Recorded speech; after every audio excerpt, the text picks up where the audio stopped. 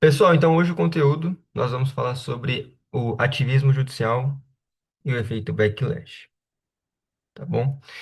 Pessoal, vamos falar então sobre a questão do ativismo judicial. É,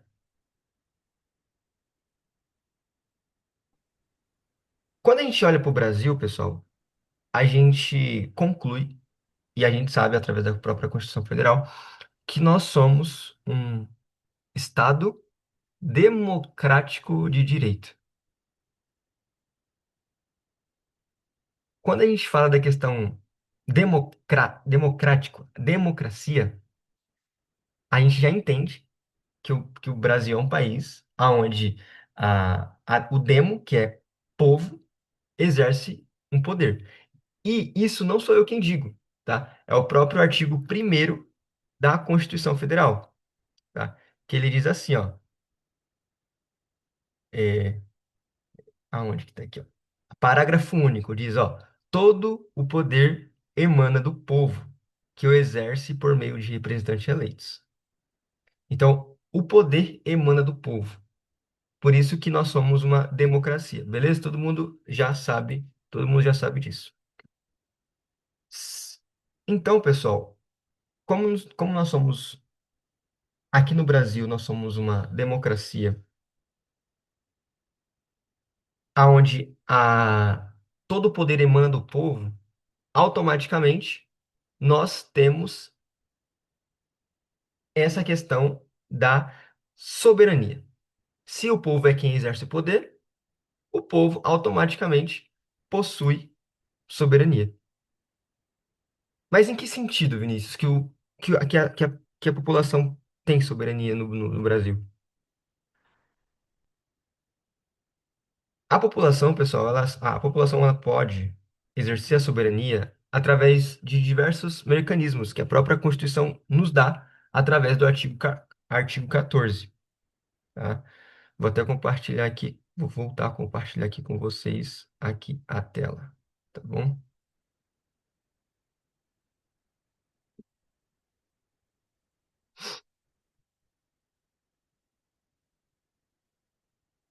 Uma das formas, pessoal, de a gente, como povo, exercer a soberania é através do plebiscito, é através do referendo, através da iniciativa popular e através da ação popular. Eu vou chegar no ativismo judicial, mas antes da gente chegar no ativismo judicial, é importante a gente enfatizar a importância que a população, pessoal, tem hum, no país. Porque quando a gente fala de ativismo judicial, é exatamente a desconsideração do poder que o povo exerce na sociedade. Então, acredito que se a gente enfatizar o poder que a população tem de ter soberania, é uma ótima forma de introduzir para a gente poder ir contra, de alguma forma, o ativismo judicial. Então, todo o poder emana do povo. Nós somos uma democracia onde o povo exerce o poder e possui soberania. E uma das formas que caracteriza essa soberania é o plebiscito. O que significa o plebiscito, pessoal? O plebiscito é uma forma de o Congresso Nacional, antes de fazer um projeto de lei, o que ele vai fazer? Ele vai convocar a sociedade e saber se aquela sociedade quer aquele tipo de projeto de lei. Aconteceu no Brasil um plebiscito. Já aconteceu. Um exemplo, por exemplo, por exemplo, é bem redundante, mas um exemplo foi em 1993, aonde foi perguntado à população se nós deveríamos continuar com a monarquia ou mudarmos para o presidencialismo. Se a gente deve, não, monarquia ou presidencialismo, não, parlamentarismo ou presidencialismo. Isso foi em 1993. E aí foi votado que deveríamos ser não sei se é sistema de governo, tá? Posso estar equivocado, mas o nosso sistema de governo deveria ser presidencialista e não parlamentarista. E como que essas votações acontecem, tanto para o plebiscito quanto para o referendo? Não, eu vou falar do referendo depois eu explico como que acontece. Então, o plebiscito, pessoal, é a forma de a população exercer a sua soberania antes de a lei existir. E aí, se a população fala assim, aí o Congresso Nacional faz o projeto de lei, vota e ali aprova, tá bom? Aí o presidente vai lá, promulga e ali passa a virar lei. Isso é o plebiscito, acontece antes. O referendo, ele é o contrário do plebiscito. O referendo, ele acontece depois. Então, o Congresso Nacional faz o projeto de lei, faz todos os trâmites corretos lá, acontece a votação no Congresso, o presidente da República promulga, só que antes daquilo virar lei de fato, acontece um referendo aonde a população irá votar. E se concorda com aquele tipo de projeto de lei ou se discorda. Aconteceu também no Brasil um referendo, que foi na questão do próprio desarmamento, em 2005. Foi feita a seguinte pergunta: o comércio de armas deve continuar no Brasil? Isso em 2005. Teve o referendo e a resposta foi sim. Tanto que hoje, até hoje, o comércio de armas é legal e acontece no Brasil. Claro que com todas as questões ali de impostos altos e tudo mais. Mas acontece. E como que é que acontece como é que a população vai exercer essa soberania através do plebiscito do referendo? Como é que funciona, né? É basicamente igualzinho quando a gente vai votar para deputado, presidente, governador, é igualzinho. Quem organiza é o TSE. O TSE, ele vai fazer essa organização, vai fazer a convocação. Na verdade, quem faz a convocação é o Congresso Nacional, né? Ou o Senado Federal ou a Câmara faz essa convocação oficial, faz um decreto mesmo convocando a população. E a população vota através das urnas, por exemplo, né? Hoje em dia, né? Hoje em dia é através das urnas, votando sim ou votando não. Ah, o comércio de armas tem que ser pergunta fechada, porque se for pergunta aberta, aí não tem como, né? Não tem como a gente é, é, promover esse exercício da soberania e da democracia com pergunta aberta. É sim ou não? O comércio de armas deve ser. O comércio de armas deve acontecer no Brasil? Sim ou não? Então, isso foi o que aconteceu em 2005. E é assim que acontece hoje, se, por exemplo, acontecer um plebiscito ou um referendo. Tá? Isso é uma das formas de exercício da soberania popular. Nós temos, pessoal, também, além do, do plebiscito e do referendo, nós temos também a questão da iniciativa popular e da ação popular. Essas quatro formas, pessoal, são formas de exercer a soberania, da população exercer a soberania. Tá? Todo poder emana do povo, e essa é uma das formas de emanar o poder. Tá? A terceira forma, pessoal, é a questão da iniciativa popular. Como que funciona a questão da iniciativa popular?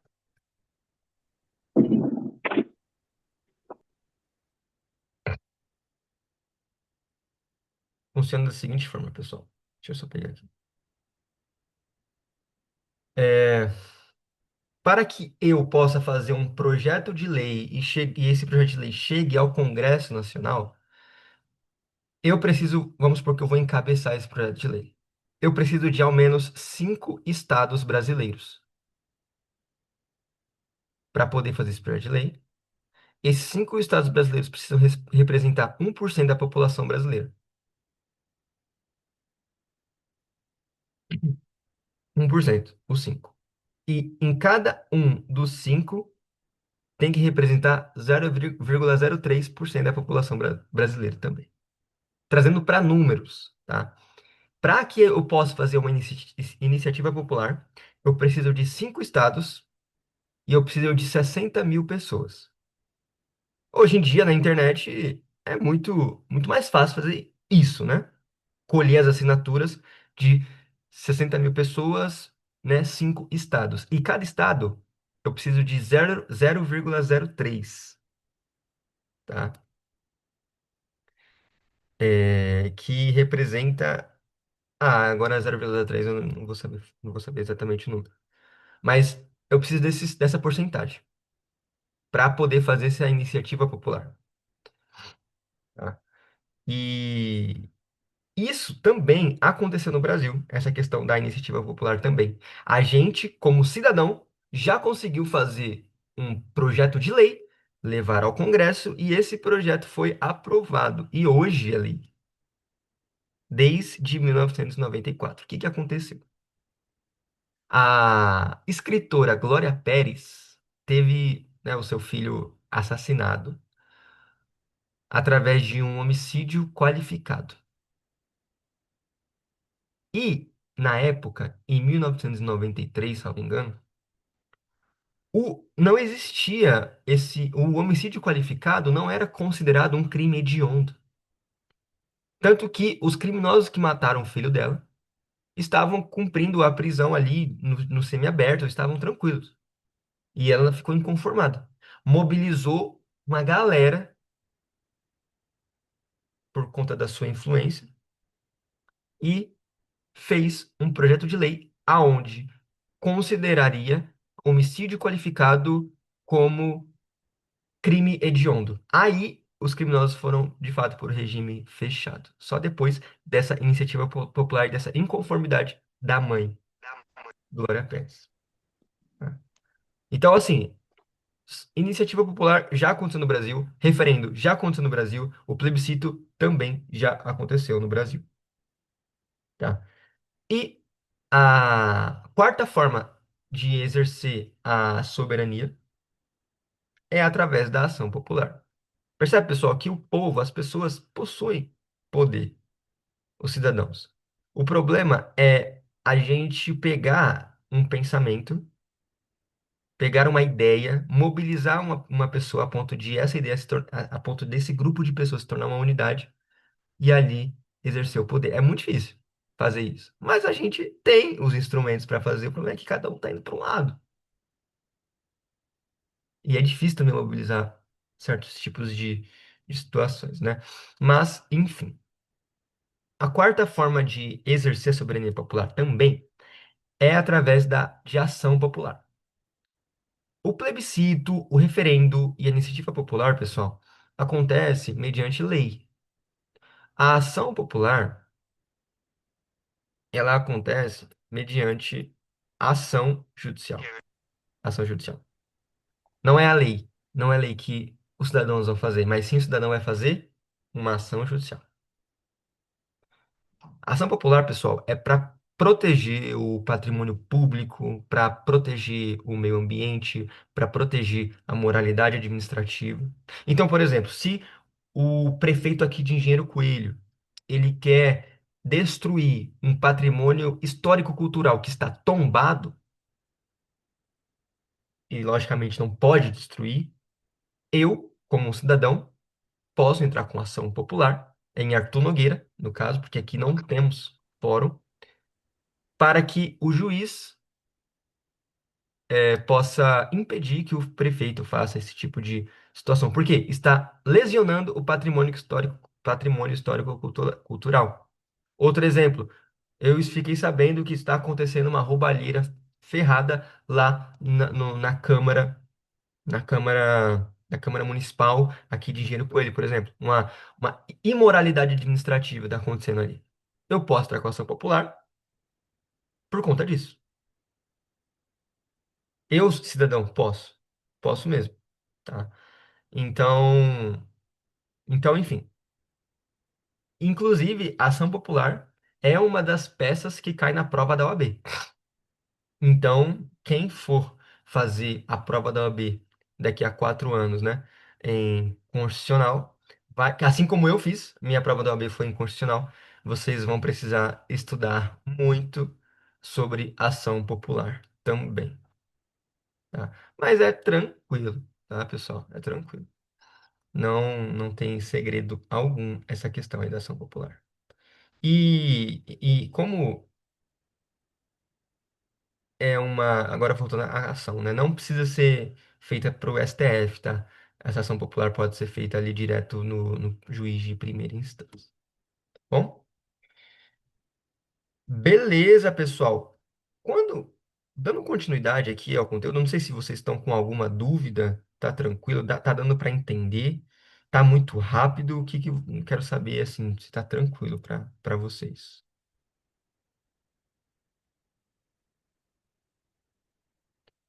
Acho que sim, né? Beleza. Se tiver muito rápido, eu diminuo. Se tiver, beleza. Então eu vou seguir nesse ritmo aqui, tá bom? Então, beleza.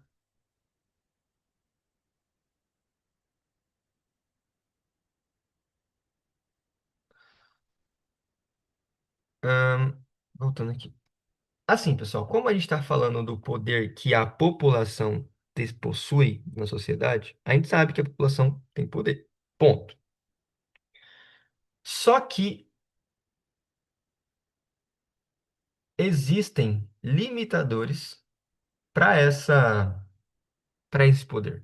Não apenas para os três poderes existem limitadores, mas também existem os limitadores para a gente, cidadão. Porque imagina eu, Vinícius, cidadão brasileiro, quero fazer uma lei, uma lei através de iniciativa popular que eu fira a dignidade da pessoa humana. Não dá, não dá, né? Então, assim, existem limitadores para esse exercício do poder político que a gente, cidadão, tem. Ah, mas a democracia é o povo que manda. Mas a gente vai estudar ano que vem, não, semestre que vem, que não existe direito absoluto.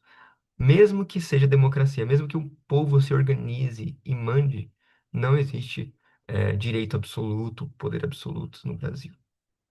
Existem limitadores. E os limitadores eles são exercidos como? Primeiro, direitos fundamentais. Direitos fundamentais, eles são ele é o principal limitador do poder político. E o segundo limitador é a própria separação dos poderes. Legislativo, executivo, judiciário. Cada um no seu quadrado. Se um invadir o quadrado do outro, está rompendo com o poder político. Está rompendo com a própria Constituição também, porque cada um tem sua função típica. Artigo 2º da Constituição fala. Judiciário invadir a competição do executivo, executivo invadir a competência do legislativo e vice-versa. Não. Isso aí é ofensa à Constituição. Isso isso também é uma forma de burlar o poder, a limitação ao poder político. Então, é exatamente isso que está acontecendo no Brasil. E esse é o ponto que eu quero falar com vocês. Que a gente vai falar sobre ativismo judicial, né? É,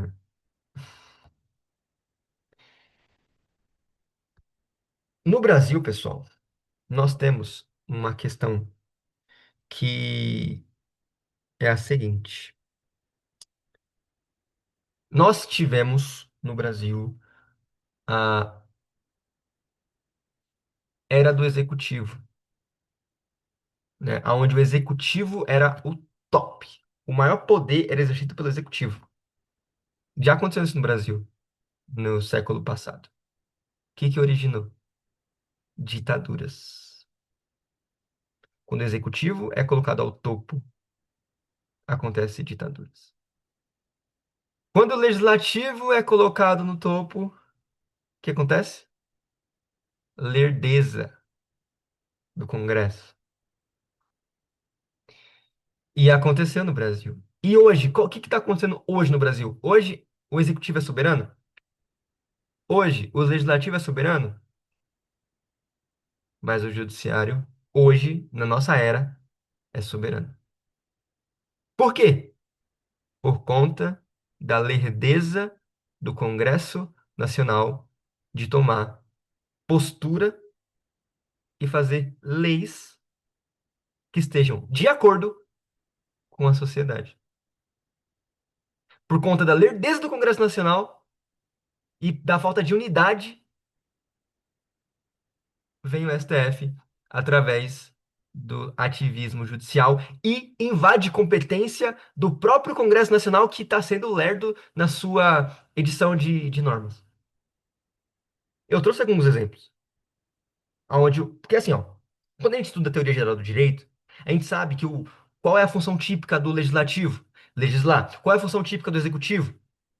Governar, administrar. Qual é a função típica do judiciário? Julgar. Ponto, acabou.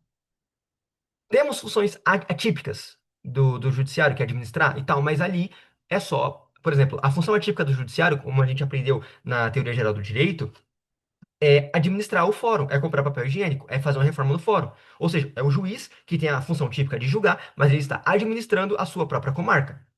É um ponto. Qual é a função atípica qual é a função típica do legislativo? Legislar. E qual é a sua função atípica do legislativo? Julgar, através da CPI. Mas são funções atípicas legais.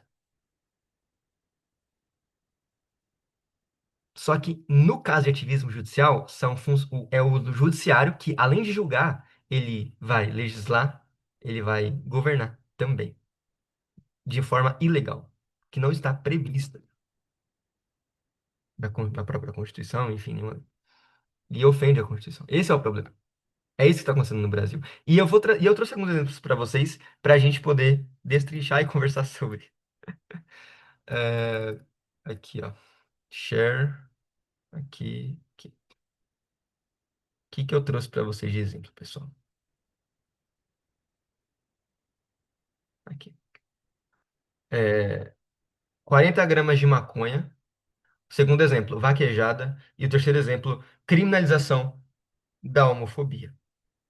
Primeiro exemplo, pessoal, 40 gramas de maconha, aonde tivemos uma conversa sobre isso. O professor José Geraldo e o professor Gustavo Prebisch falaram sobre essa questão aí, né? O que aconteceu, pessoal? O Congresso Nacional tem a função de legislar, ponto. A respeito de drogas. E hoje em dia, pessoal, maconha, principalmente a maconha, é uma droga que todo mundo usa. Então, e assim, não é crime usar, né, usar maconha. Mas, socialmente, tá ocorrendo diversos debates quanto a isso, e a gente vê o Congresso Nacional parado. Não toma nenhuma providência. É crime ou não é crime? Pode ou não pode? Qual é a sua posição? Congresso, você representa a gente.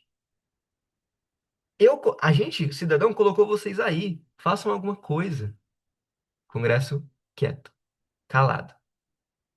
E a sociedade lá, debatendo, brigando, brigando, brigando, brigando. Não tem lei. Congresso não faz nada. Aí vem a polícia. Aí não sei o quê. Aí não sei o quê. Diante dessa lerdeza do Congresso Nacional, vem o Supremo Tribunal Federal e diz: é, a pessoa que estiver né, fumando maconha, enfim, e estiver consigo 40 gramas, até 40 gramas, é considerado usuário e não traficante. Isso foi o STF que falou. Mas quem deveria fazer isso era o legislativo. Não era o Supremo Tribunal não pode fazer um tipo de lei dessa, sabe?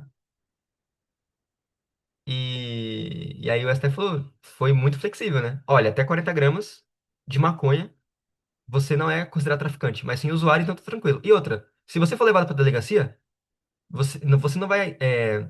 Você vai só assinar um termo administrativo, não criminal. Então tá tranquilo. Sua droga vai ser recolhida, você vai pra delegacia e você vai embora. Tá tranquilo, não vai acontecer nada com você. Isso foi informalmente que o STF fez.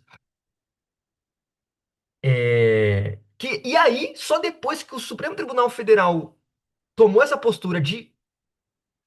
Olha, tô me exaltando aqui. Mas só depois que o Supremo Tribunal tomou essa postura, o Congresso Nacional acordou. E agora, através do Senado Federal, estão fazendo uma PEC para proibir até qualquer tipo de grama de maconha, questão de porte e questão de de usufruir. Usufruir? É questão do usuário.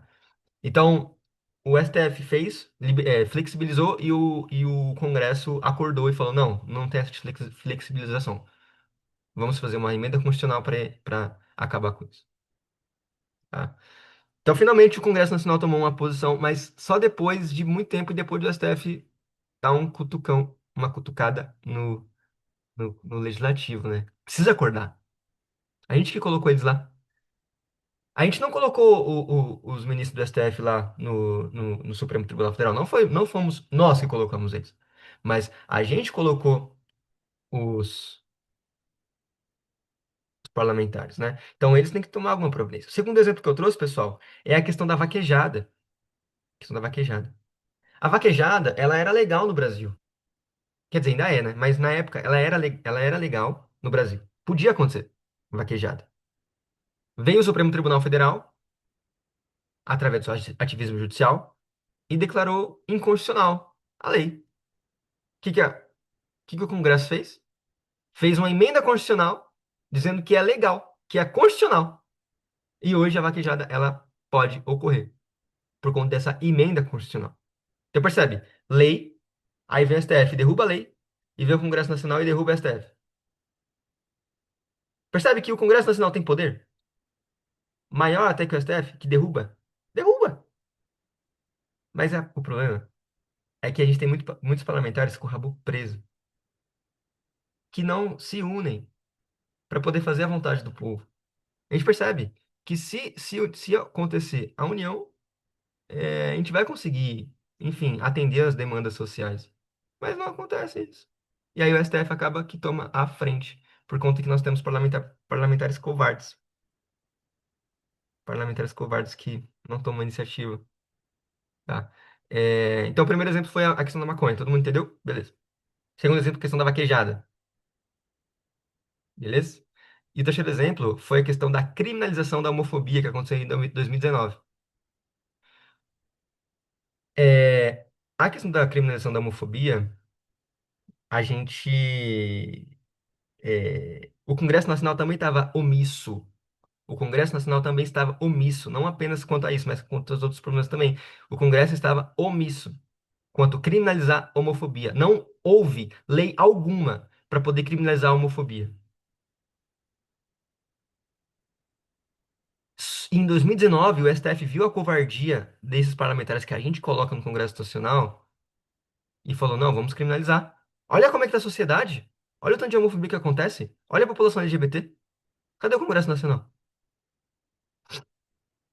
E aí, equiparou o crime de homofobia ao crime de racismo. Tanto que hoje homofobia é crime por conta do STF.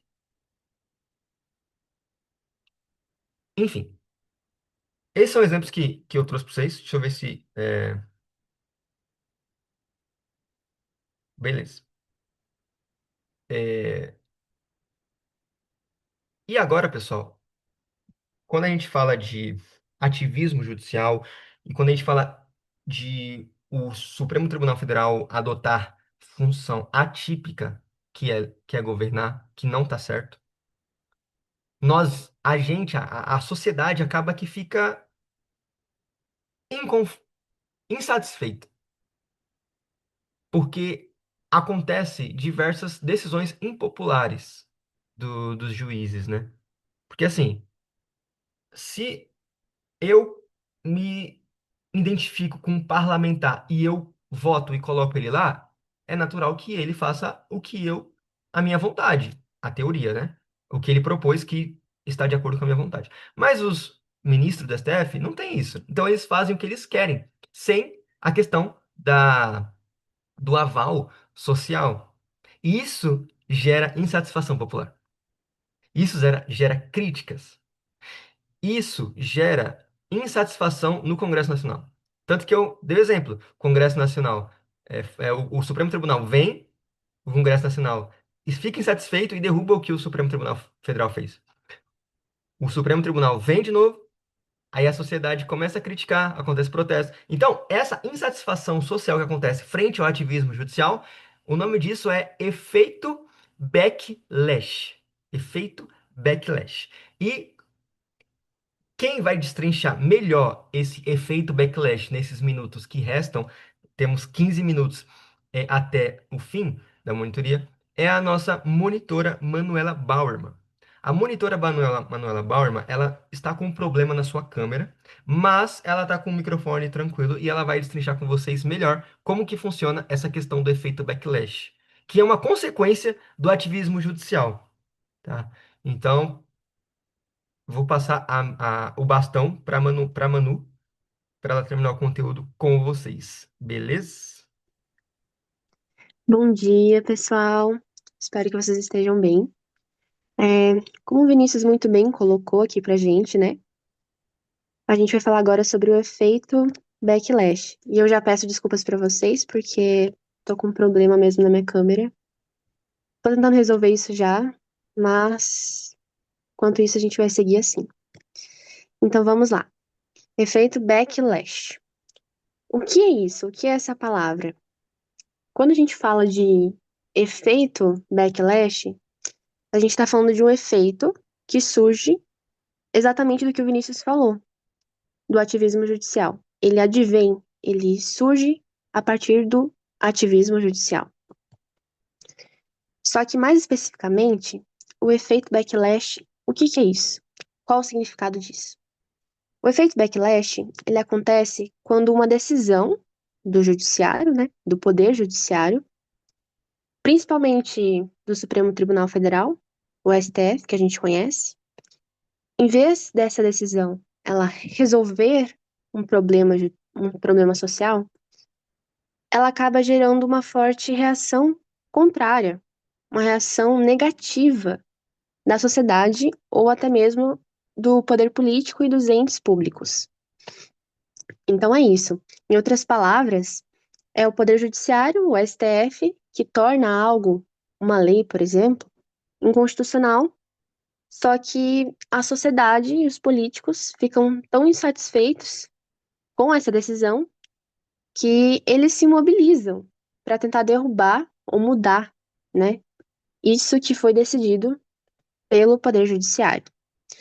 Quando a gente ouve essa palavra backlash, a gente pode perceber que, não sei se vocês conhecem um pouco de inglês, mas dá para perceber que ela é uma palavra que vem da língua inglesa. Então, a palavra backlash, back significa costas, costas. Então, virar de costas, tornar de costas, significa voltar atrás, backlash, ou seja, é o judiciário tendo que voltar atrás em alguma decisão que foi feita. E como exemplo disso, eu gostaria de trazer para vocês. O Vinícius já citou também esse exemplo. Eu achei muito bom, foi muito produtivo. Mas eu vou citar ele novamente, que é o exemplo da vaquejada. Não sei se vocês já conhecem, se vocês já foram em alguma festa dessas. Eu mesma não conhecia, porque essa é uma prática do Nordeste do Brasil. Então, como eu sou do Sul, eu não conhecia. Mas a vaquejada, gente, ela é uma prática cultural que é muito comum no Nordeste do Brasil. Então, eu pesquisei um pouco e achei bem interessante. É onde dois vaqueiros, né, que chama, eles estão dentro de um espaço delimitado e eles precisam, o objetivo deles é derrubar um boi dentro desse espaço. Então, eles estão a cavalo, são duas pessoas, né, vaqueiros que chama, e eles estão a cavalo e o objetivo deles é derrubar esse boi. E então eles começam a brincar com o boi, puxar o rabo dele, cutucar ele, até que ele possa cair, entendeu? Então, isso é a vaquejada, resumindo. Só que a vaquejada não envolve só isso. Por quê? Porque ela gera muito emprego, ela tem um caráter cultural muito forte no Nordeste. Assim como nos rodeios, a gente pode perceber, muitas vezes cantores muito conhecidos, artistas, vêm nesses eventos e traz uma mobilização muito forte para as cidades. Gira muito o capital das cidades.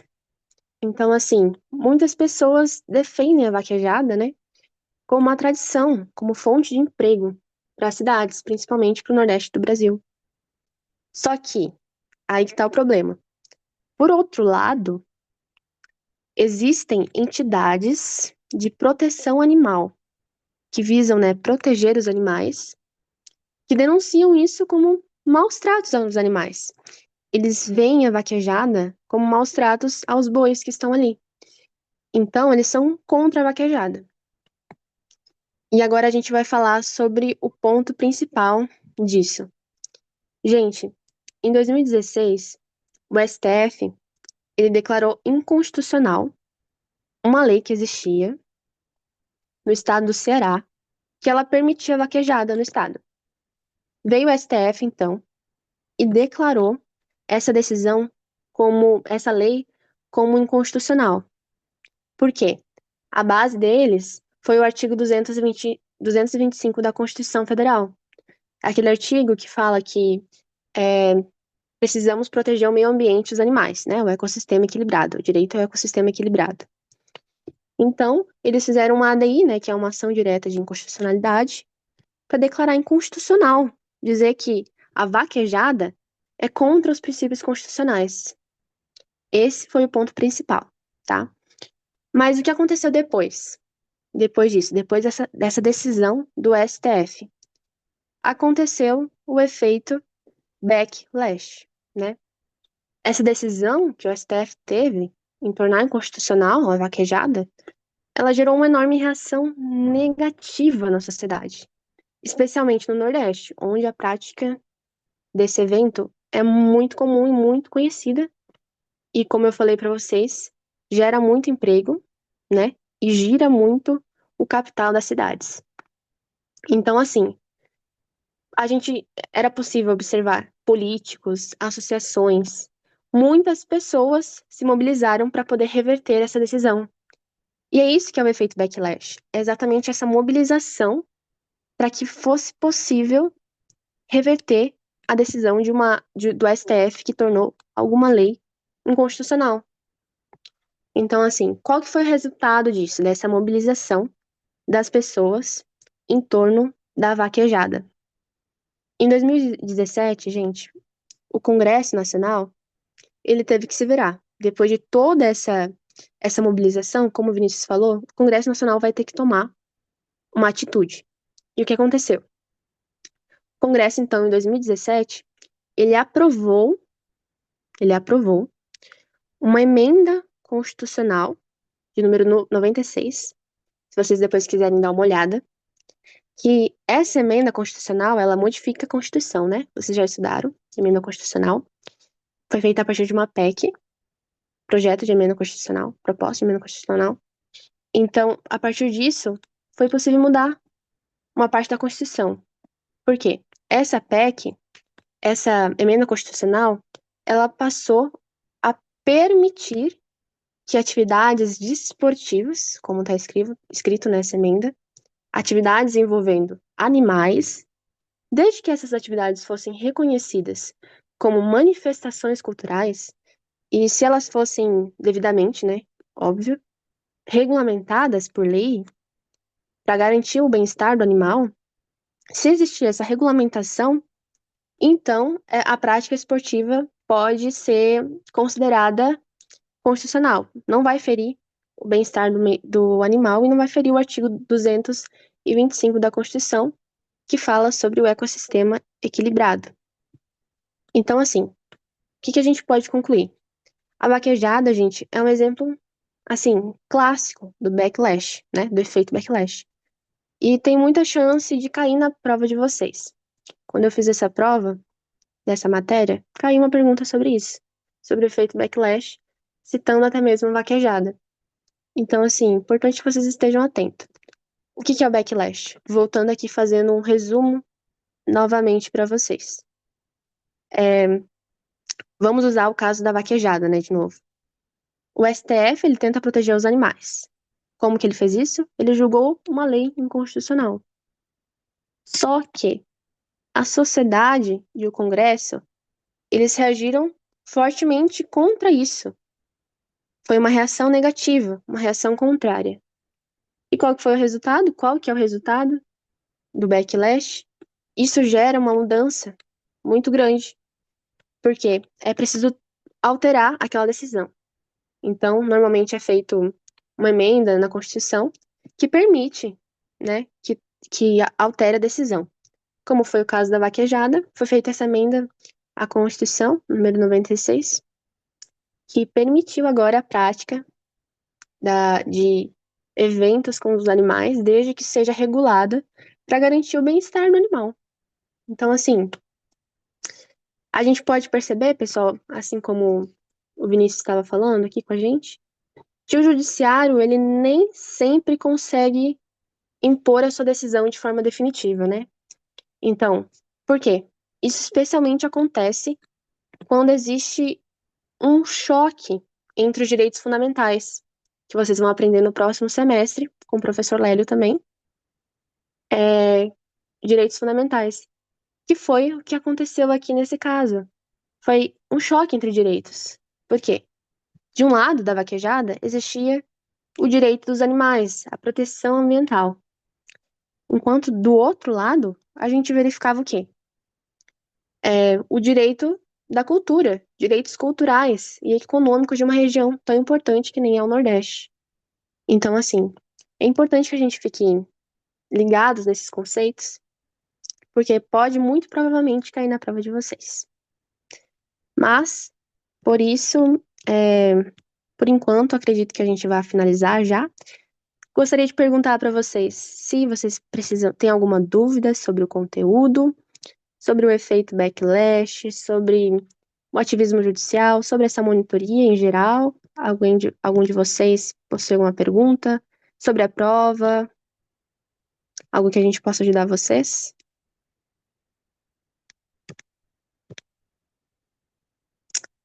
Bom, se ninguém se manifestando, acho que não, então, né, gente? Alguém viu? Tranquilo? Raul disse tranquilo. Então tá, gente. O professor, inclusive, deve ter chegado a conversar com vocês, mas ele falou comigo e com o Vinícius para vocês se atentarem aos slides 7 e 8. Acredito que sejam os últimos slides que ele passou para vocês, porque vão ser os slides que mais irão cair na prova. Então, assim, é importante dar todo o conteúdo, né? Só que o professor pediu que a gente reforce com vocês o último slide, que é sobre esses assuntos que nós conversamos agora, e também pediu que vocês estudem bastante sobre o slide 7. Estudem os outros também, mas se atentem mais a esses conteúdos, porque com certeza irão cair perguntas sobre isso na prova. E quando o professor avisa, é porque vai cair mesmo. Então é isso, gente. Vinícius, você gostaria de falar mais alguma coisa? É, eu vou voltar aqui. Olha, tranquilo. Com relação ao conteúdo, só reforçando, o conteúdo ele está no nosso canal no YouTube, no meu canal no YouTube. Eu vou mandar para vocês o link para vocês assistirem às aulas novamente. E é isso. Com relação à chamada, eu já registrei aqui todo mundo que veio. Tá bom? Vou registrar e já vou mandar para o professor Lely para ele já garantir o ponto bônus aí para quem veio aí em 70% das monitorias. Mando para vocês também corrigirem, né? Antes de mandar ali para o professor Lely. E é isso. Muito obrigado, Manu, por ter explicado com mais detalhes aí sobre o efeito backlash, esclarecido para o pessoal o que que significa isso e também ter dado esse alerta quanto à prova e quanto ao conteúdo. Eu não lembro quando foi que eu fiz essa prova, faz muito tempo, mas você fez ela mais recente, então legal que você teve esse insight aí mais dessa memória mais recente aí, tá? Então, pessoal, é isso. É, muito obrigado por virem. Nossa última monitoria do semestre. E é isso aí. Deus abençoe vocês para na última prova, nessa última semana de provas. E no semestre que vem, a gente se vê. Beleza?